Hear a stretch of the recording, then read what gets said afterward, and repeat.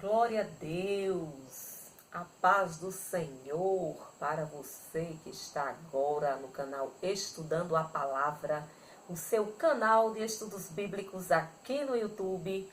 Se você ainda não é inscrito, se inscreva, nos dê um voto de confiança. Se você não gostar, depois você sai. Mas se você gosta de estudar a Bíblia, de manusear as Santas Escrituras, você está no lugar certo. Sem demora, hoje vamos para um estudo bíblico maravilhoso, que tem um tema bem interessante. O tema do nosso estudo bíblico é: Deus me aceita como eu sou, ou eu preciso mudar para agradar a Deus? O que você acha? Deus, ele nos aceita como somos, ou nós precisamos mudar para agradar a Deus? Informo que a minha Bíblia, que estou utilizando hoje, é a Bíblia da tradução Nova Almeida Atualizada. Então tem uma tradução, uma linguagem mais atual, certo? Vamos comigo abrir a sua Bíblia, a Palavra de Deus, no livro de João, Evangelho de João, para fazermos a leitura inicial do estudo bíblico. A leitura que vai dar base e sustentação aos outros versículos que vamos comentar neste estudo, nesta aula bíblica, certo?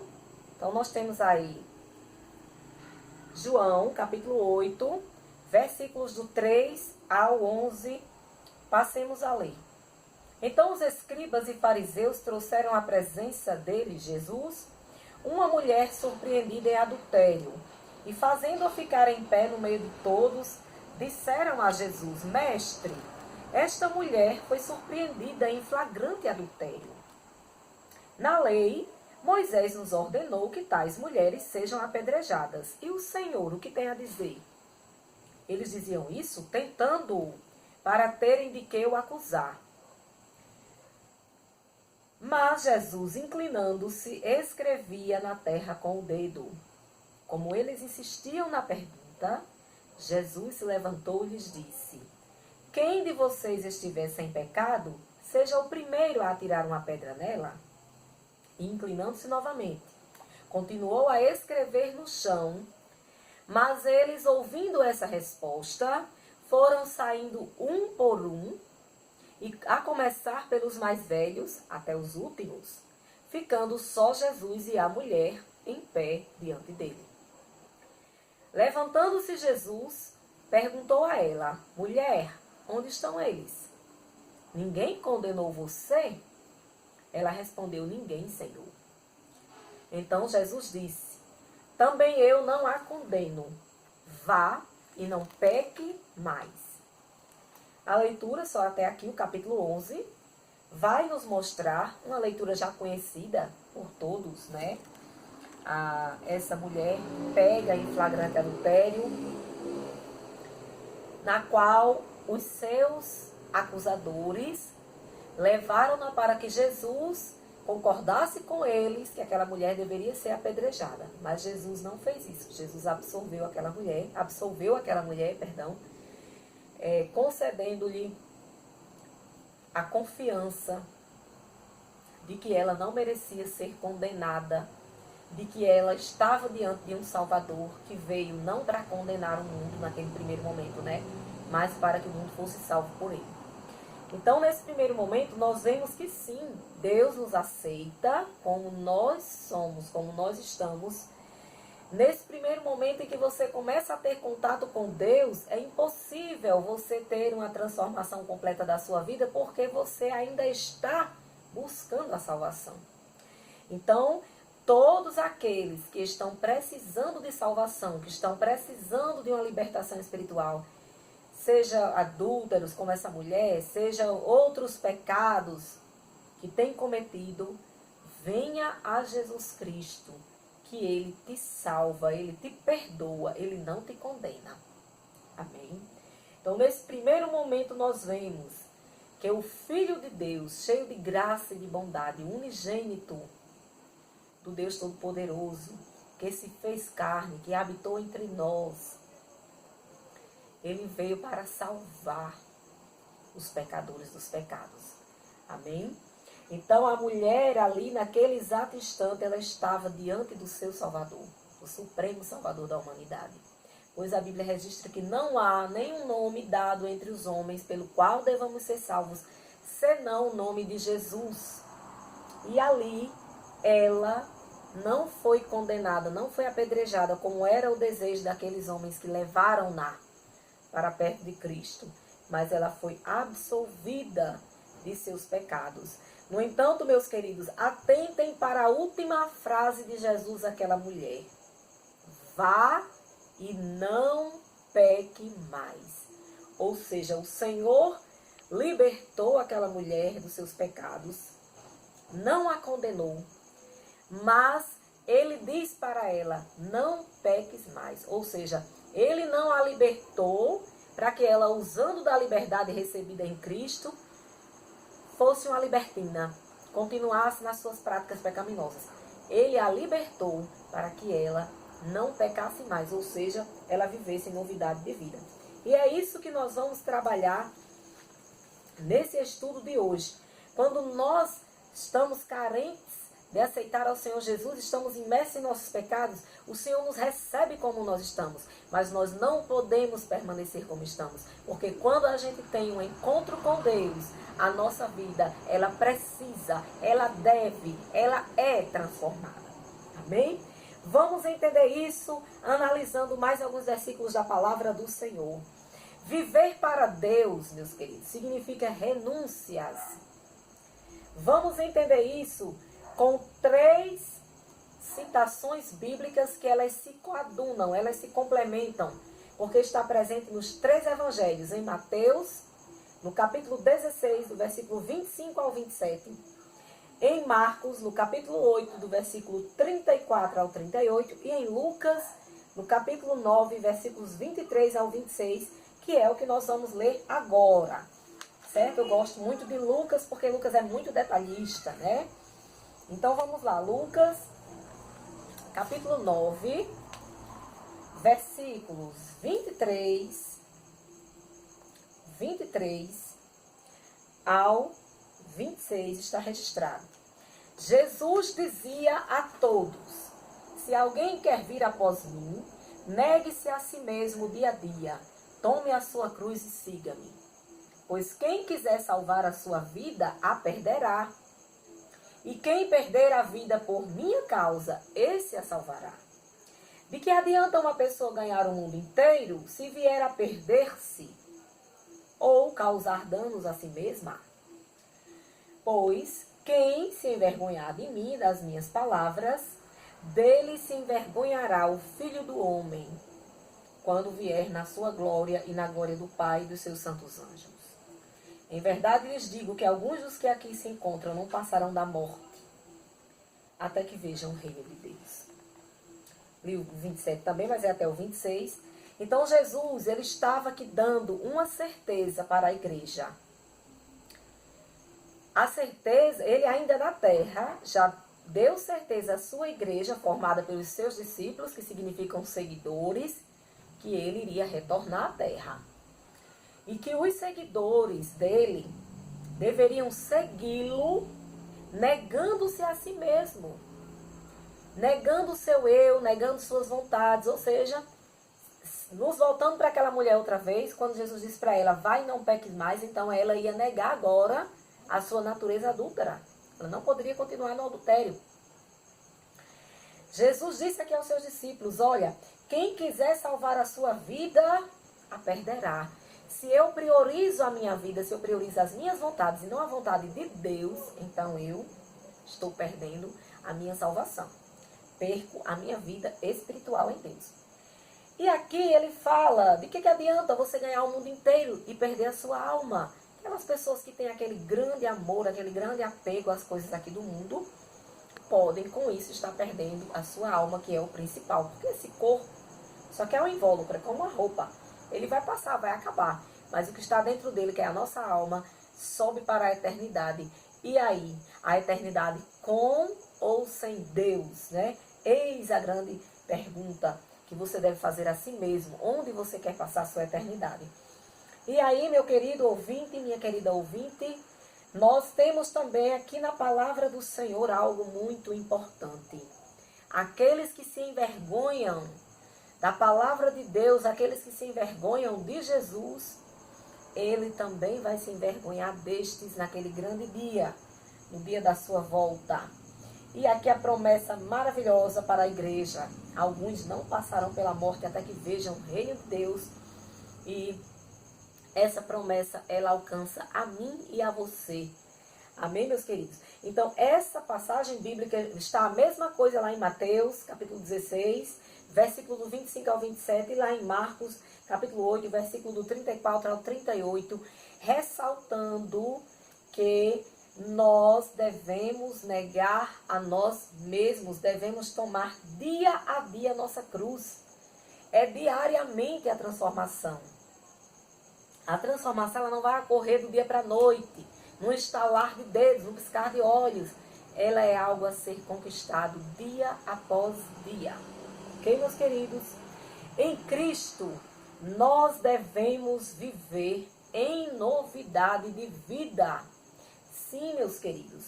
Onde vamos encontrar o amparo para esta palavra? Nós vamos encontrar lá em 2 Coríntios 5,17, né? 2 Coríntios, capítulo 5, versículo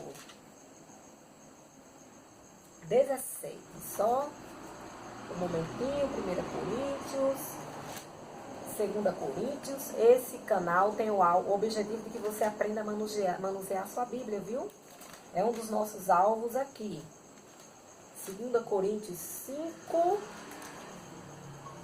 17. Aleluia. Vai nos dizer assim, a palavra do nosso Senhor. E assim, se alguém está em Cristo, é nova criatura. As coisas antigas já passaram, eis que se fizeram novas. Nova criatura, vida nova, comportamento novo, hábitos novos, companhias novas, ou seja, novidade de vida. Vamos confirmar esse versículo lá em Gálatas 6, 14 e 15. Gálatas 6, 14 e 15, eu coloco aqui alguns lembretezinhos na minha Bíblia, né? Para ajudar a manusear mais rápido. Gálatas 6, 14 e 15 vai nos dizer o seguinte, meus queridos. Mas longe de mim gloriar-me, senão na cruz de nosso Senhor Jesus Cristo, pela qual o mundo está crucificado para mim, e eu estou crucificado para o mundo. Pois nem a circuncisão é coisa alguma, nem a incircuncisão, mas o ser nova criatura. Neste contexto aqui de Gálatas, haviam pessoas que tinham aceitado a Jesus e faziam parte da tradição judaica. Da tradição judaica que ensinava que os homens deveriam fazer uma pequena cirurgia chamada de circuncisão. E também Paulo e os demais discípulos de Cristo, os demais apóstolos, já haviam alcançado, pregado para outras vidas, que eram chamados os gentios. Quem não era judeu era considerado gentio. E aí os gentios não eram circuncidados. E teve um certo momento na igreja que ficou aquele dilema. Olha, quem é que está salvo? A gente que é circuncidado ou aqueles que não são circuncidados? E Paulo, ele esclarece isso de uma maneira muito tremenda. Essa colocação de Paulo, ela casa bem direitinho com as passagens bíblicas que nós já lemos de Mateus, Marcos e Lucas, sobre o negar-se a si mesmo, o tomar o dia a dia a sua cruz e o seguir a Cristo. Quando Paulo diz que ele está crucificado para o mundo e o mundo está crucificado para ele. Que não importa se a pessoa é circuncidada ou se não é, o que importa é a pessoa viver em novidade de vida, ser uma nova criatura, simples. E como missionária, eu, que estava habituada a uma vida, tinha toda uma rotina, tinha certas amizades, tinha hábitos, tinha coisas que eu fazia e que eu gostava de fazer, agora vou viver em novidade de vida. Como é que eu vou conseguir isso? Através da ajuda do Espírito Santo de Deus, o nosso auxiliador, através da leitura e da meditação na palavra de Deus. É ela quem vai nos transformar.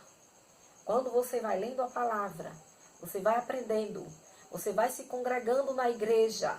É importantíssimo congregar-se nas igrejas, porque lá você vai encontrar a palavra, lá você vai encontrar o louvor, lá você vai encontrar pessoas que pensam como você, pessoas que têm a mesma fé que você.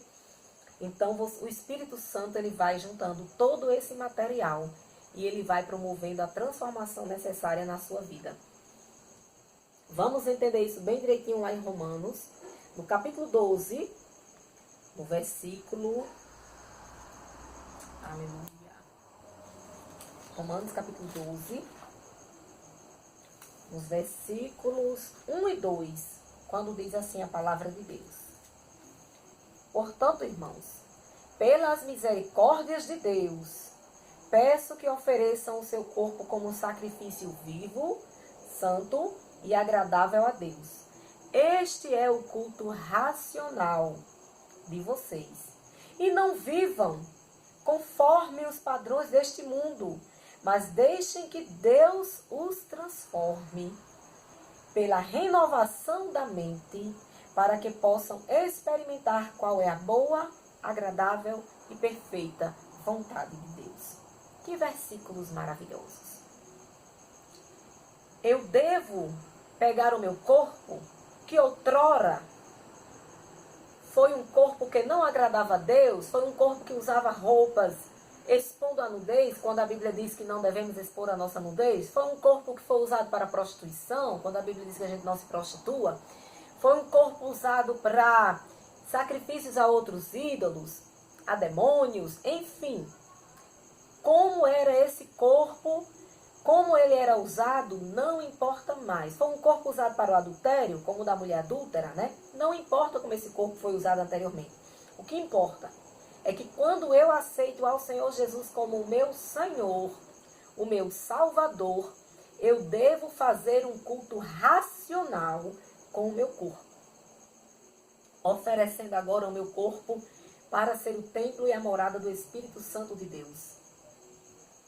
Fazendo do meu corpo agora um sacrifício vivo, santo e agradável a Deus. Isto é um culto racional, ou seja, eu deliberadamente escolho, eu não vou mais usar o meu corpo para práticas pecaminosas, para práticas que entristeciam ao meu Deus. A partir de agora, o meu corpo vai glorificar ao meu Deus. E como eu vou fazer isso? Não vivendo mais conforme os padrões do mundo. Porque nos padrões do mundo tudo é normal, tudo pode, tudo é permitido. É uma prisão terrível, disfarçada de liberdade. Onde as pessoas fazem tudo, vivem desmesuradamente, vivem sem regras e no final estão perdendo não só o corpo como a alma.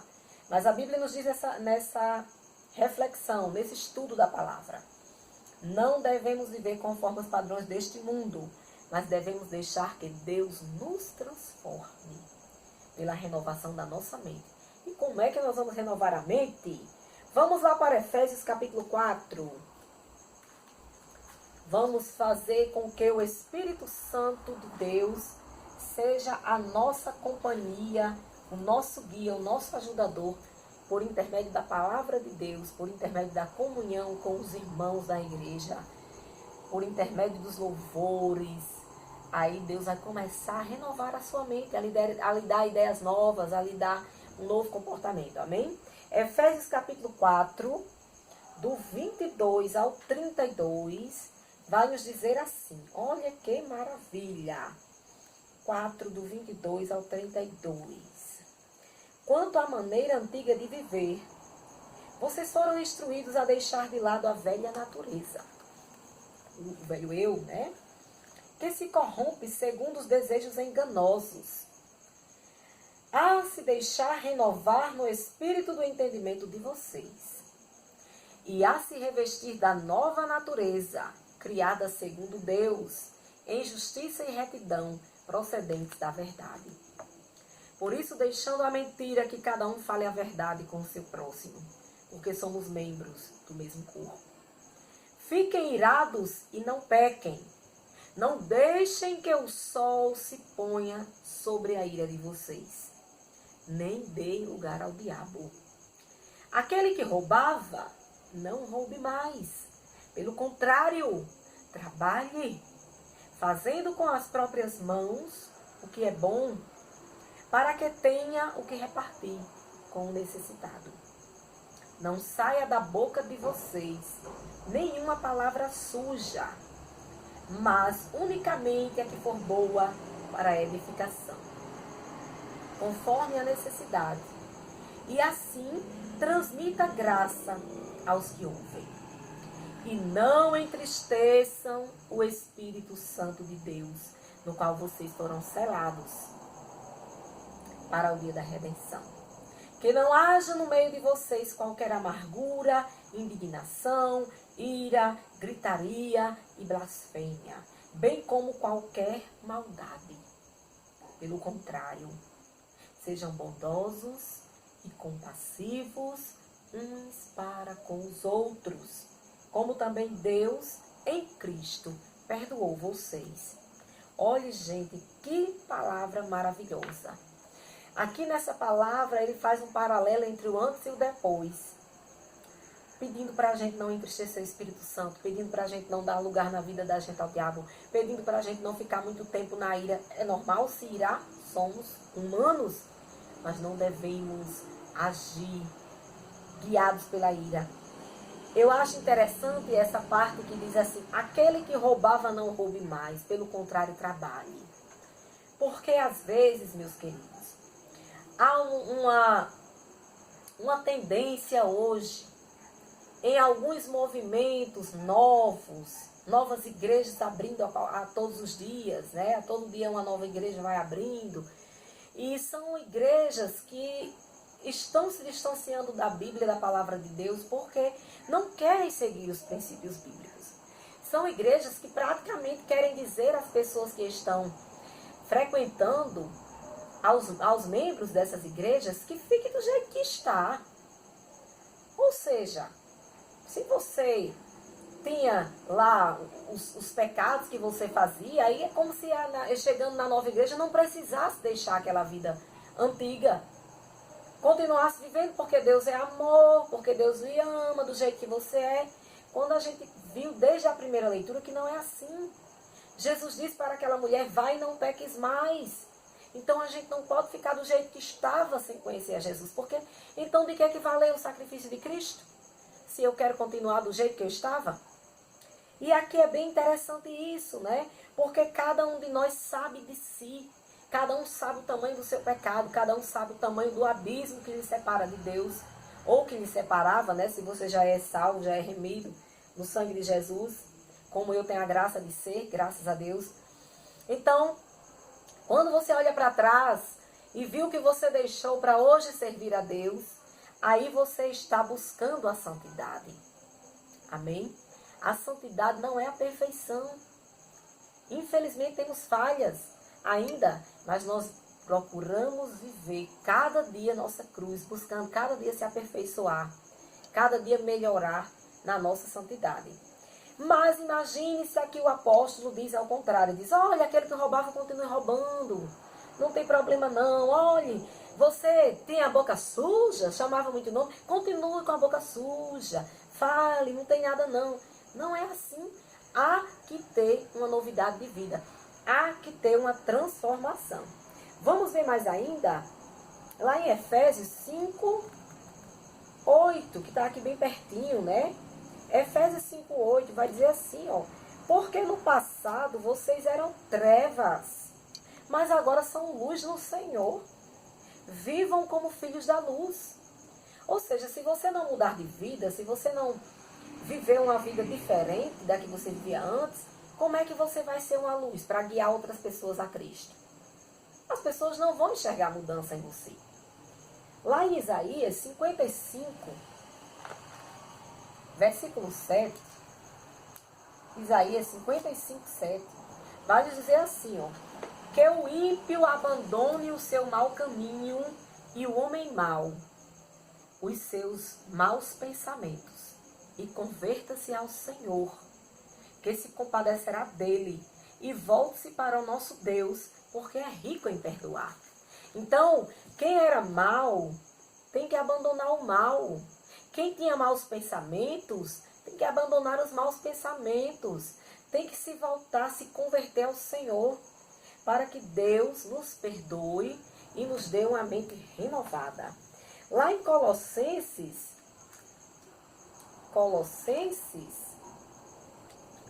3, do 5 ao 10, vai nos dar mais exemplos. Olha só, Colossenses 3, do 5 ao 10. Portanto, façam morrer tudo o que pertence à natureza terrena: imoralidade sexual, impureza, paixões, maus desejos, avareza, que é idolatria. Por causa destas coisas é que vem a ira de Deus sobre os filhos da desobediência. Vocês também andaram nessas mesmas coisas no passado, quando viviam nelas. Agora, porém, abandonem igualmente todas estas coisas: a ira, a indignação, a maldade, a blasfêmia, linguagem obscena no falar. Olha, até com a linguagem da gente.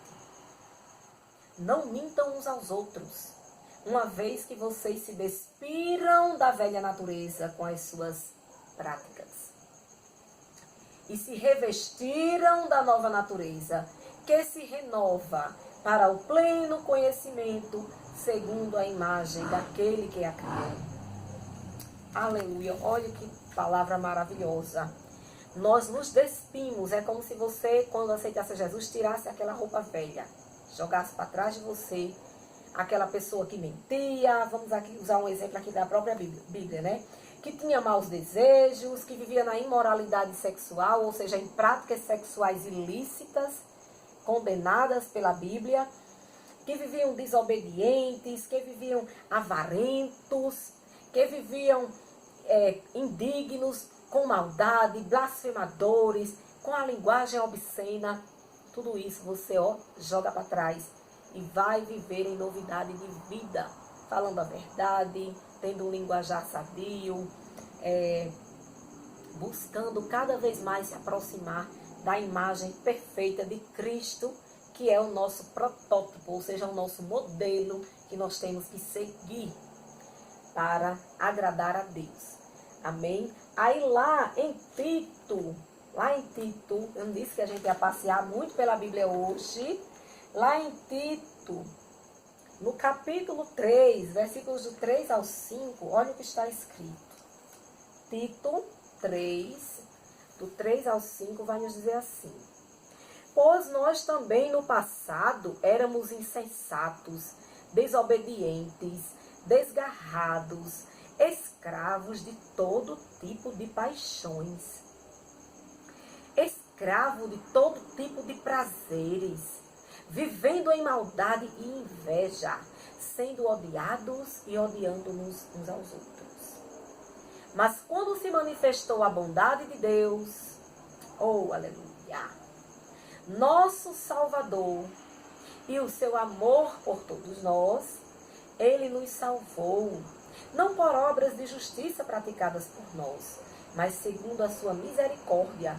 Ele nos salvou mediante o lavar regenerador e renovador do Espírito Santo, que Ele derramou sobre nós ricamente por meio de Jesus Cristo, nosso Salvador, a fim de que, justificados pela graça, nos tornemos seus herdeiros, segundo a esperança da vida eterna.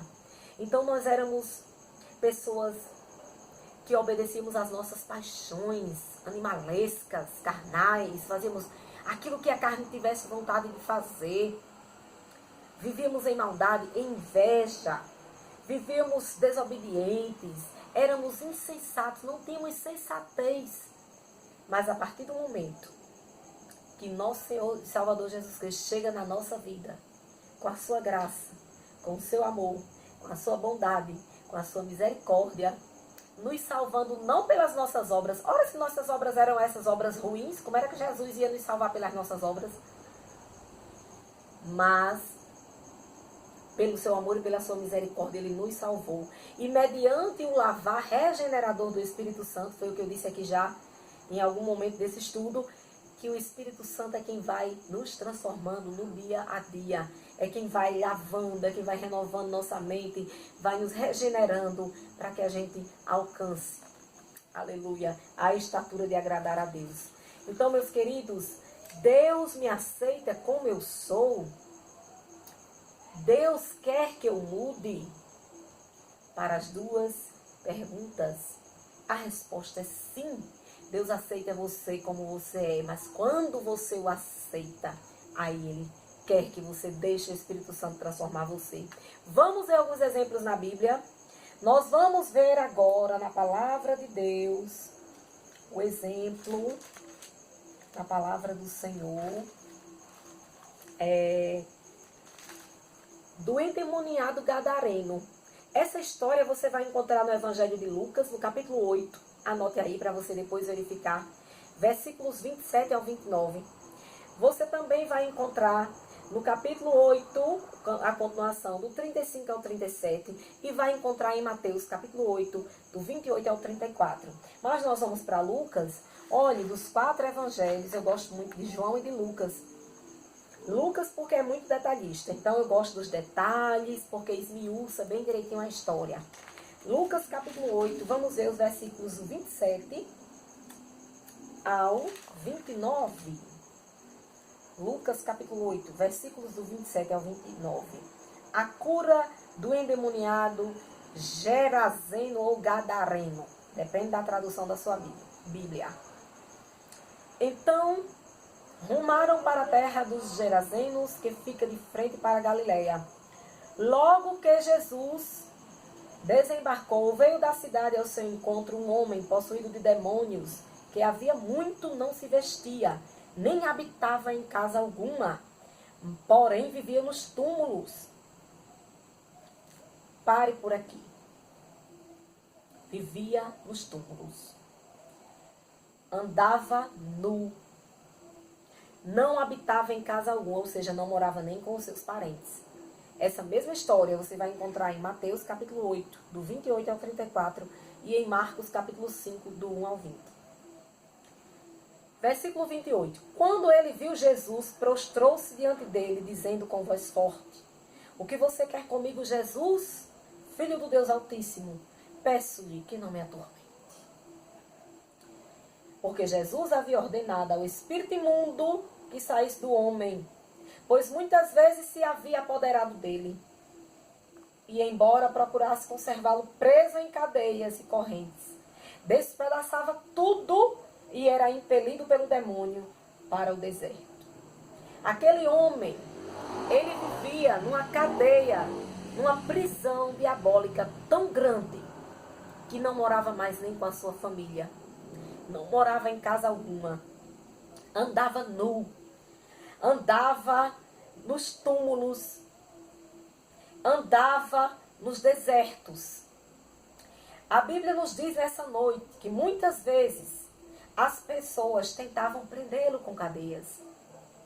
Ou seja, com correntes, em outras traduções. Acorrentá-lo para que ele parasse em algum canto, para que ele não fizesse mal a ninguém. Mas ele conseguia se desvencilhar das correntes. Despedaçava tudo. E era impelido pelo demônio para o deserto. Você vai ver o resto dessa história, que você vai ficar curioso ou curiosa. Mas vamos dar um pulinho lá para o versículo 35. Jesus, ele libertou aquele homem daquele demônio, daquela prisão diabólica que aquele homem vivia. E olha o que aconteceu no versículo 35. Então o povo saiu para ver o que tinha acontecido. Aproximando-se de Jesus, encontraram o homem de quem tinha saído os demônios, vestido em perfeito juízo, sentado aos pés de Jesus. E temeram. E algumas pessoas que tinham presenciado os fatos contaram-lhes também como o endemoniado tinha sido salvo. Todo o povo da terra dos Gerazenos pediu a Jesus que se retirasse, pois ficaram com muito medo. E Jesus, entrando de novo no barco, voltou. Meus queridos, olhe só a mentalidade daquele povo daquela época. Enquanto o homem andava nu, feroz, quebrando cadeias, porque é uma pessoa que está quebrando corrente, despedaçando tudo, tocando o terror, morando nos cemitérios. Eu imagino o enterro de uma pessoa num cemitério desse, com esse homem lá. As pessoas da cidade já estavam habituadas, achavam normal, talvez até sorrissem daquele homem, né? Porque, infelizmente, antigamente, quando não se tinha um entendimento de pessoas, né, não se tinha um conhecimento espiritual de pessoas perturbadas, de pessoas vulneráveis, às vezes a doenças, né, às vezes a ação realmente maligna, como foi o caso deste homem, então as pessoas sorriam. Então as pessoas, elas pediram para Jesus sair do meio delas. Aqui, como se elas preferissem ver aquele homem naquele estado anterior, nu, feroz, sujo, vivendo nos sepulcros, do que ele são, em perfeito juízo, limpo, vestido e sentado aos pés de Jesus. Vejam, minha gente, como a transformação com Cristo, mesmo sendo para melhor, haverá pessoas que vão querer que você se afaste delas, porque elas não aguentam ver a sua transformação para melhor. Então é aí que você tem que refletir. Quem são os seus verdadeiros amigos? Aqueles que queriam continuar vendo você naquele estado miserável em que você se encontrava, cheio de pecado, cheio de ações, influências malignas, ou você agora sendo uma nova criatura. Nós temos outro exemplo, a Bíblia está cheia de exemplos. O jovem rico, nós vamos ver lá em Mateus, capítulo 18, do 16 ao 23. Nós vamos ver lá em Lucas, capítulo 18, a partir do versículo 24. E nós vamos ver lá em Marcos, capítulo 10, a partir do versículo 17 até o versículo 23. Lá em Mateus, vamos lá para... Estamos aqui em Lucas, né? 18. Vamos aqui em Lucas mesmo. 18 é a mesma história contada pelos três evangelistas, Mateus, Marcos e Lucas. No capítulo 18, aqui, o jovem rico, a Bíblia vai nos contar a história desse jovem que dizia assim: certo homem de destaque perguntou a Jesus: bom mestre, o que farei para herdar a vida eterna? Jesus respondeu: por que você me chama bom? Ninguém é bom a não ser um que é Deus.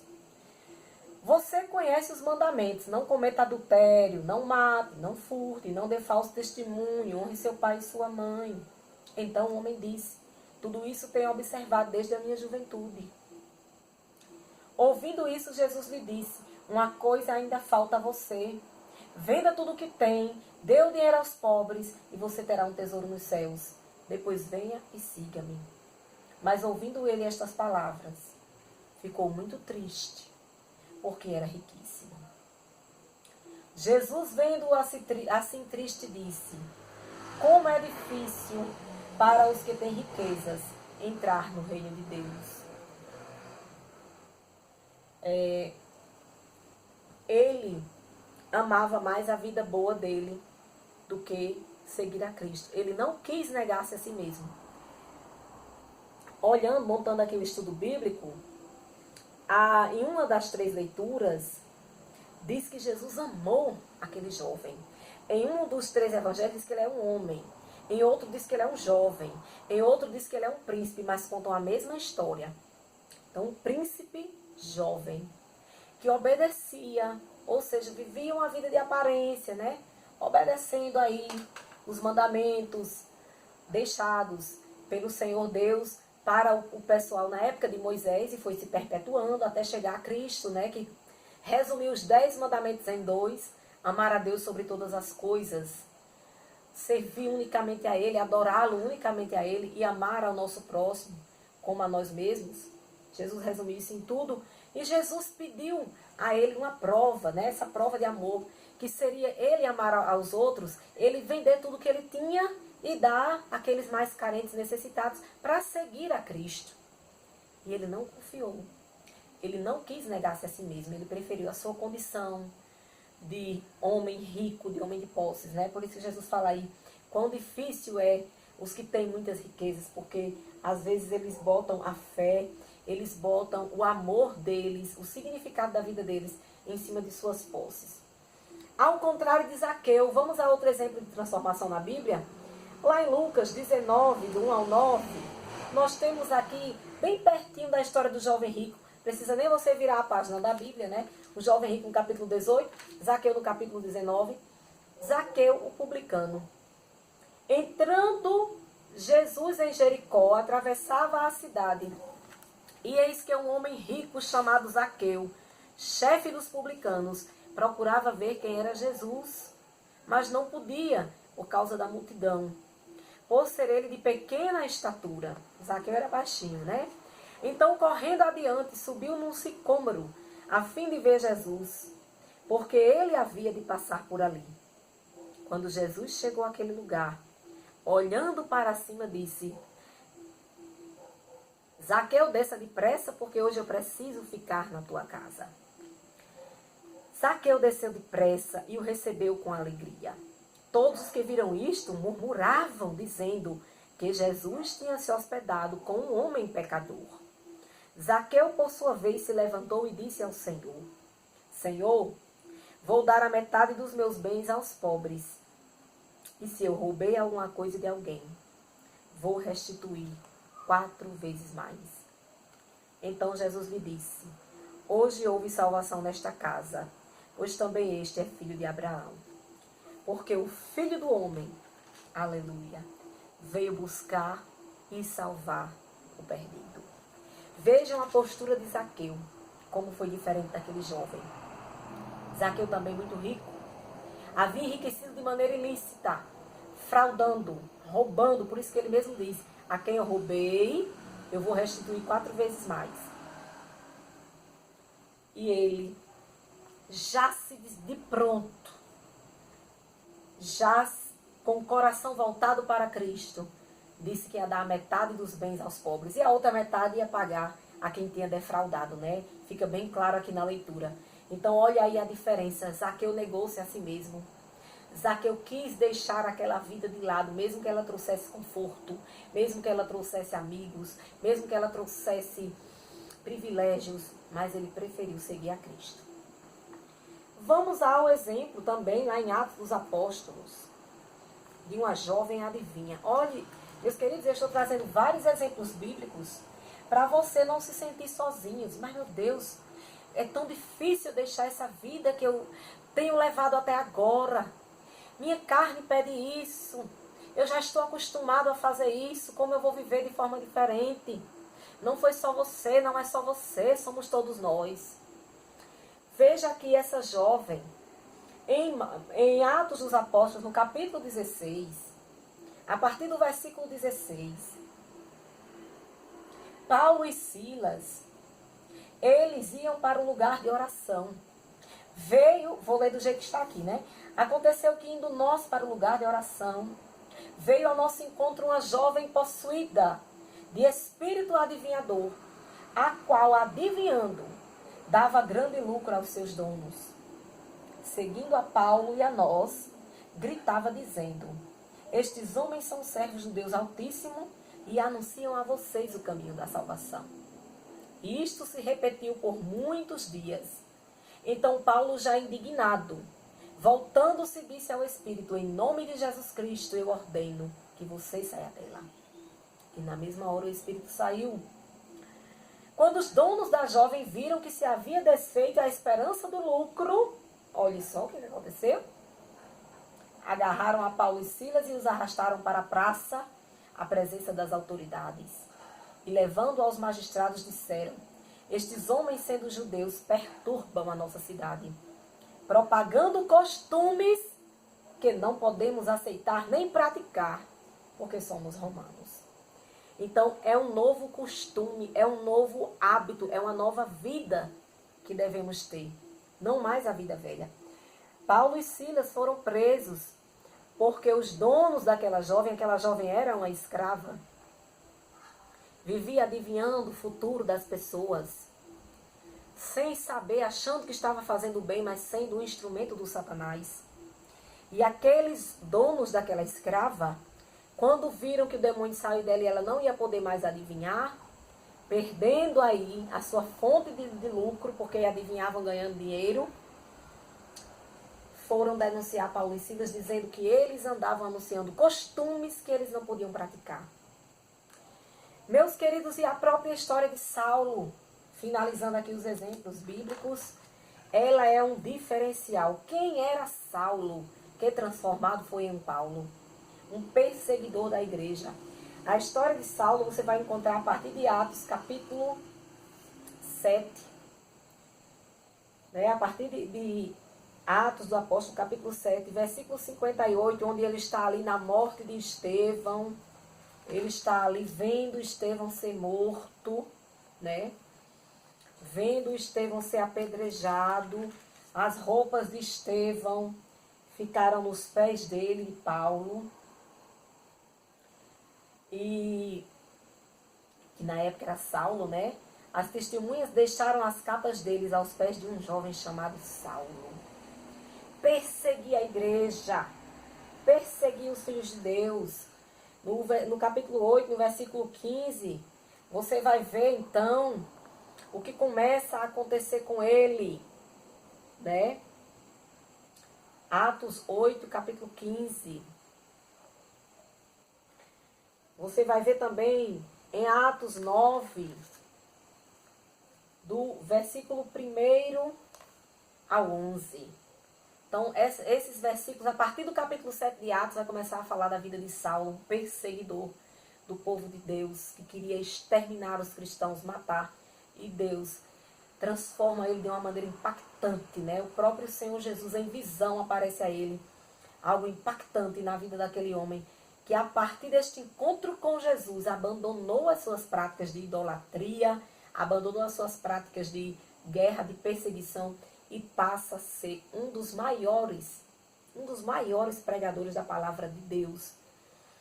Até os dias atuais, né, nós temos ele como uma grande referência de um homem de Deus, de um pregador da palavra.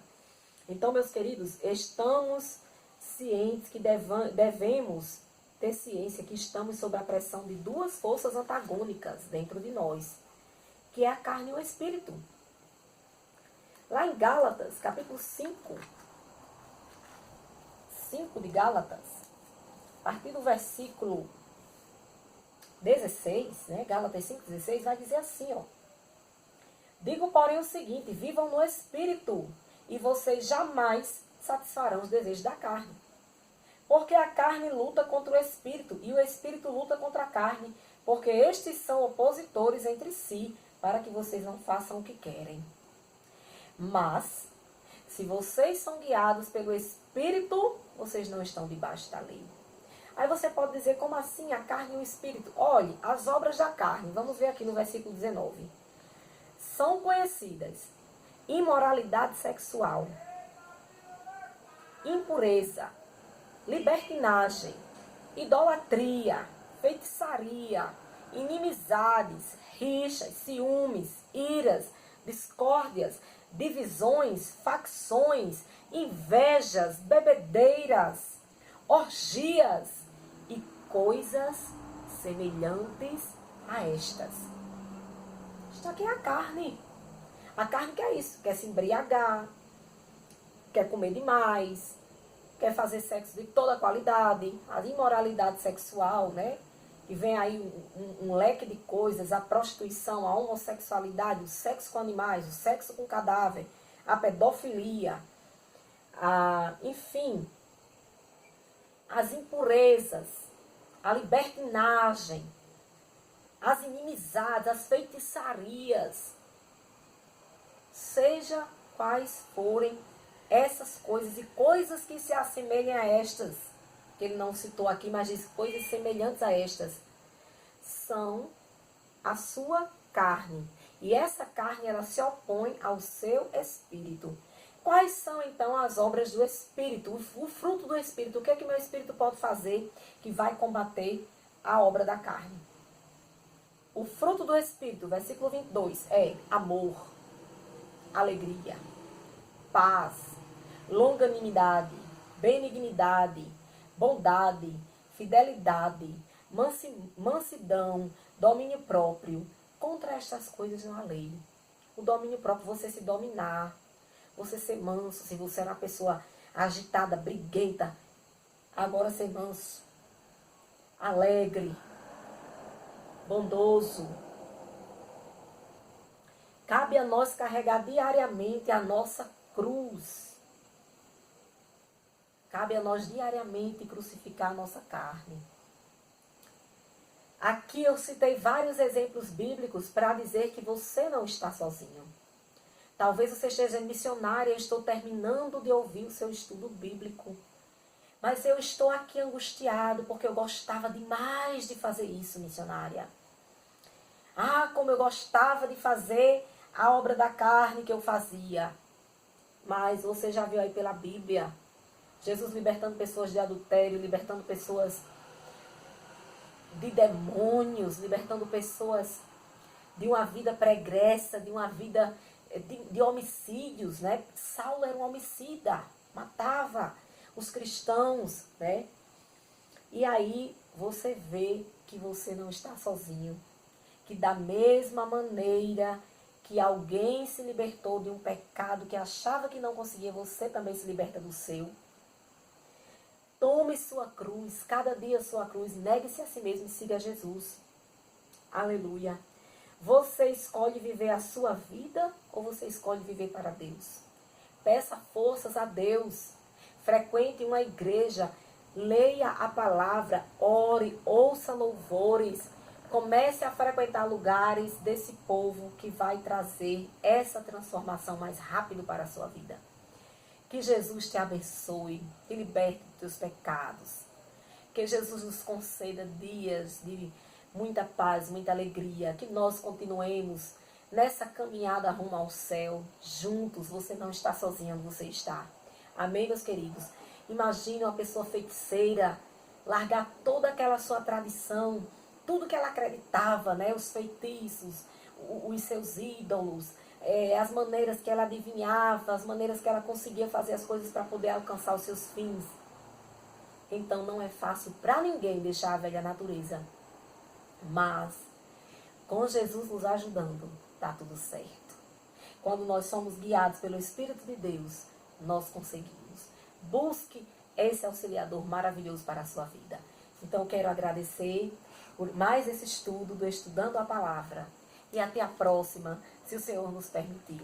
Se for do seu desejo, deixe aí um tema para fazermos o próximo Estudando a Palavra. Amém? Que o Senhor nos abençoe.